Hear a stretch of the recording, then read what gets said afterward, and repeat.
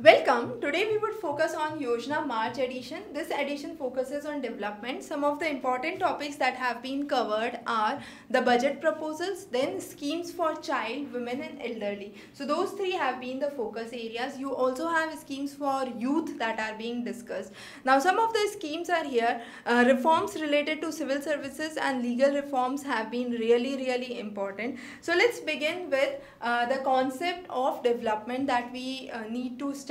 So first of all, we talk about financial inclusion. Through the Jan Dhan scheme, we have tried to have a kind of financial inclusion even for the BPL families. We are working forward for good governance scheme where we focus more on transparency, accountability and probity as some of the major focus issues. We are also working on the aspects of health through the National Nutrition Mission through the Ayushman Bharat scheme.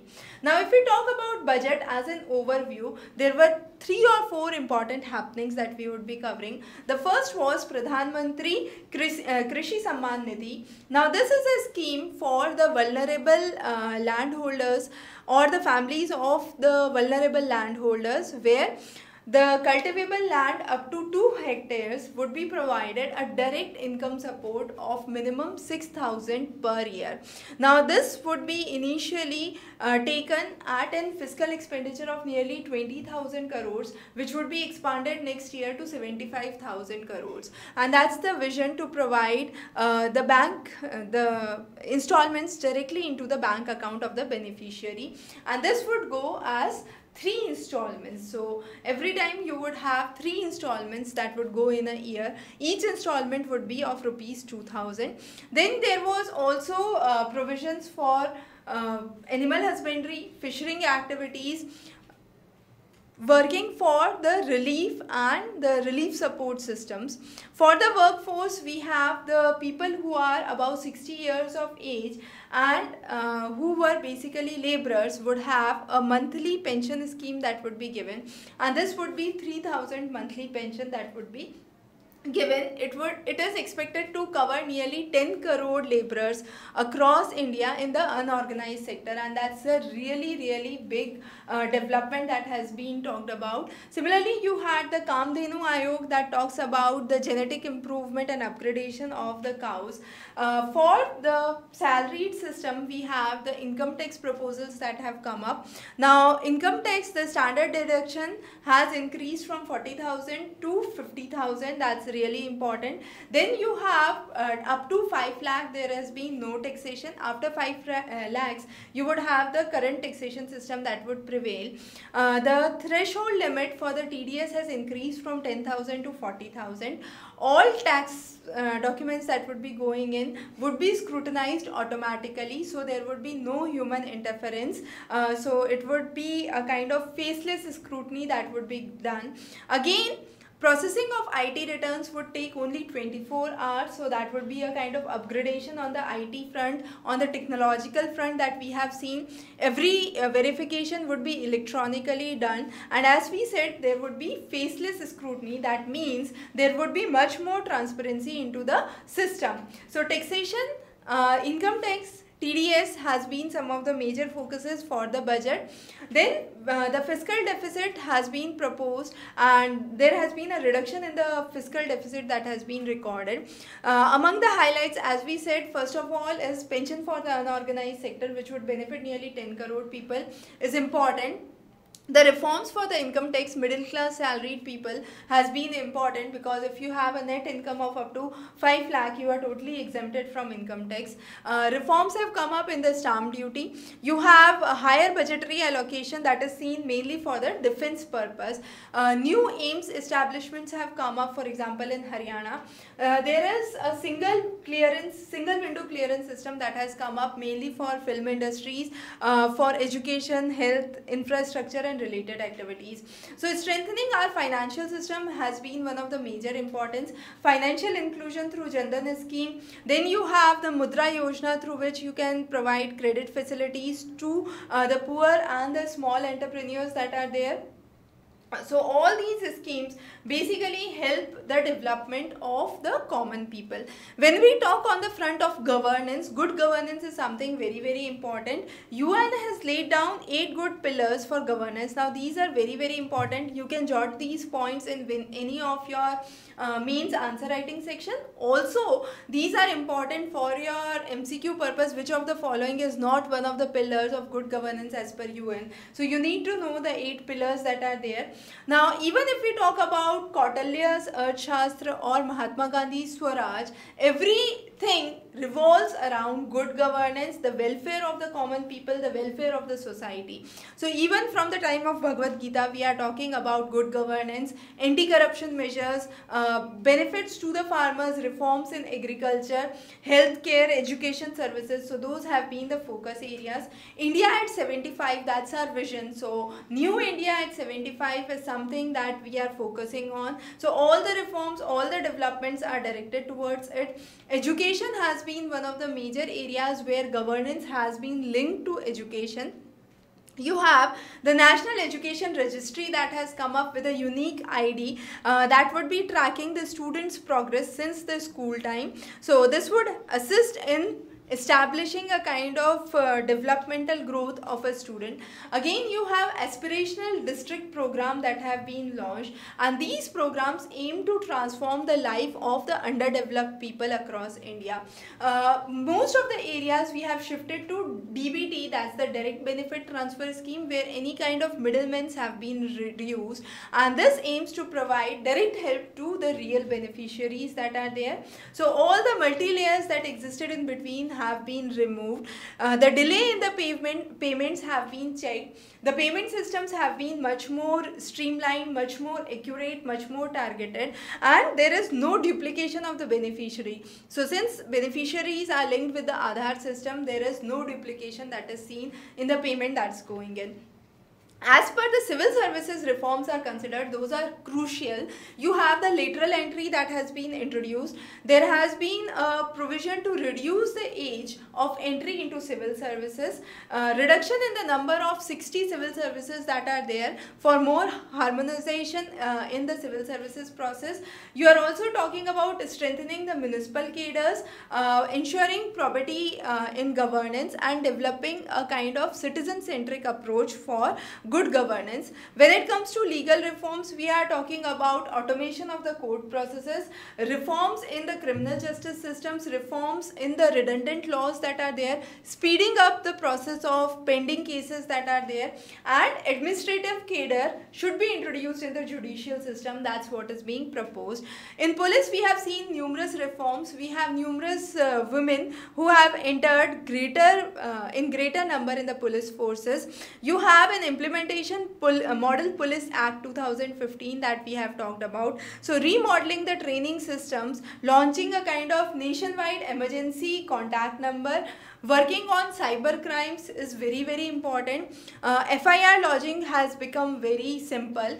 Through e-governance, we are trying to say we are transforming India 2022. So making the services available to public in a kind of effortless manner, providing digital identity, enabling DBT, direct benefit transfer scheme, better implementation, and CP grams are some of the portals through which you can lodge the complaints and escalate your complaints through the PMO.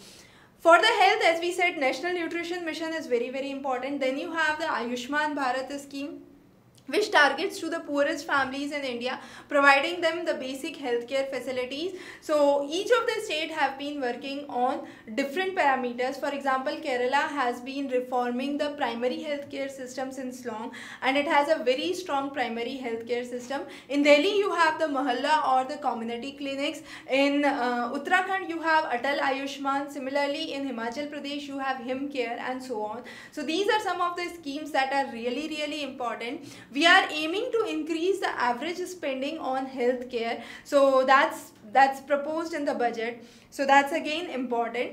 National Health Policy 2017 has proposed more government funding, more spending through the states into the system, and we have put in more primary healthcare centers that have come up, national convergence and a financial protection system for the common people. When it comes to youth, skill development has been very, very important. We are also talking about CSR or corporate social responsibility, where bigger corporates basically contribute to the social cause. You have numerous emerging technologies. Those are seen, for example, IT, automation, you have 3D printing. So robotics, all of those are paving way for the development of the youth. Under sustainable development goals, we are focusing on few major things. First is education, then is working on the people with disability and providing economic growth, inclusive economic growth. So all these programs, assistive technologies, mainly focusing to target approach areas. So you have the tribal groups, the hilly area development approach. So all these focused group approaches have been very, very important. For youth, we have been working on the vocational training. We are talking about putting in collective energy for the growth of the nation, upgrading the skills and the infrastructure. For social inclusion, we are focusing on the following sections, and this is something that's very, very important.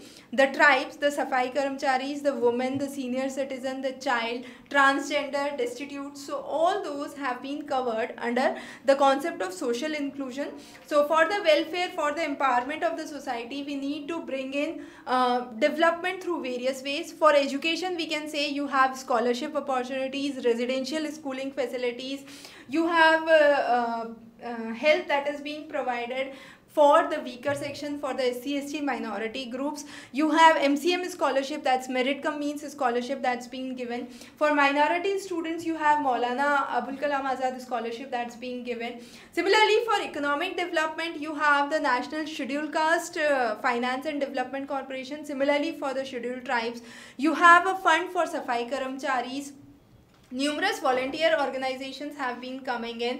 Handicap Finance Development Corporation is there. You have Rashtriya Mahila Kosh for women. So those are some of the ways through which targeted groups have been approached, and there have been upgradation of the skills through the various programs that have come up. Ustad is one such a scheme through which traditional art and craft has been preserved. Similarly, for social empowerment, as we said, upbringing the child and women has been of foremost importance. So you have the creche scheme, you have Beti Bachao, Beti Padhao, Matru Vandan Yojana, you have the adolescent girl program scheme, leadership development program for minority women, Swadhyar Grah, that's a very important scheme recently been released. Training and employment program which is called as STEP. Mahila Shakti Kendra have been established, and very important is Krishna Kutir, which is mainly for the widows, that has been established. Similarly, for the disabled person, you have the disabled rehabilitation program, the fitting of AIDS program. For the old age, you have the Rashtriya Vayoshri Yojana that has come up. For social assistance, you have the pension scheme that has come up. You have Hamari Dharohar scheme, that's mainly for the minority, and the preservation of the culture and the heritage among the minority groups. You have numerous other schemes that have been associated to it, agencies which are working for it. For example, for minorities, you have Dr. B.R. Ambedkar Foundation. Then you have various tribal research foundations that have been associated to it.